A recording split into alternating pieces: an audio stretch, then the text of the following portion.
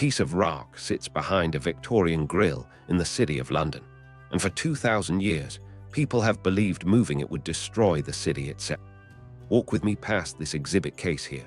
What you're looking at isn't much to the naked eye, a weathered lump of limestone, roughly the size of a loaf of bread, mounted in a protective frame. But this object, the London Stone, has accumulated more myth, superstition, and political intrigue than artifacts 10 times its size. And the strangest part, nobody, not a single historian, can agree on what it actually is. Let's rewind. The stone first appears in written records around 1100 AD, mentioned in a charter as a fixed point, a landmark. But here's where it gets interesting. By the medieval period, Londoners had already begun attaching prophecies to it. Move the stone, the legend went, and London falls. The city itself depends on its presence. Some scholars think it's Roman.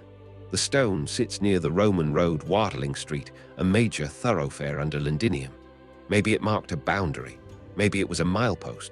Maybe it was something grander, a monument to Roman authority, or even the base of a statue that's long since vanished.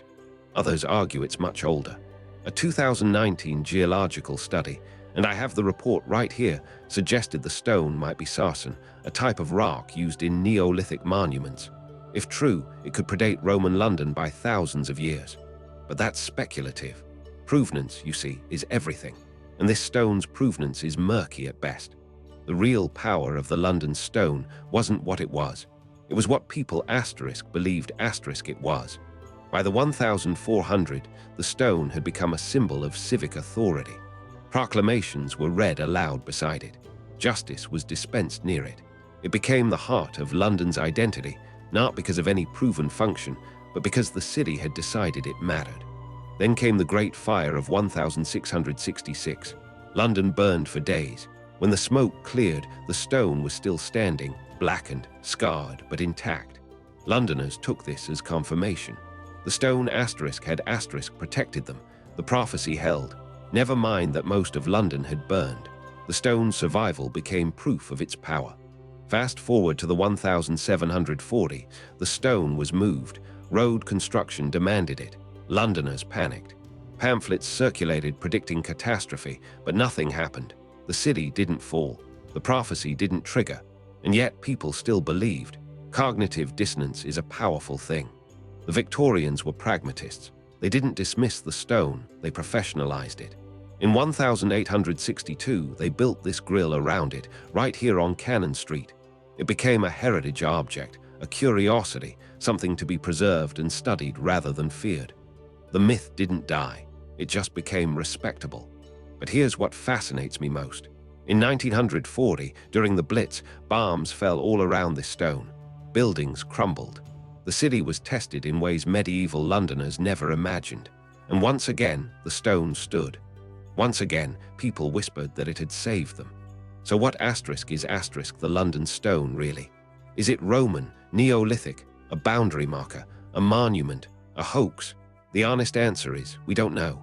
And that uncertainty, that gap between what we can prove and what we want to believe, is exactly why it matters.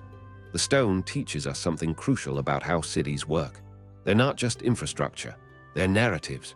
We build meaning around objects, places, and symbols. We tell stories, we believe those stories. And those beliefs, however irrational they seem, shape how we behave, what we protect, and who we are. London didn't fall because a piece of stone remained in place. But London persisted because its people believed in something. The prophecy was never about geology. It was about collective identity, the idea that we survive together or not at all. The London Stone still sits on Cannon Street. You can visit it. It's unassuming.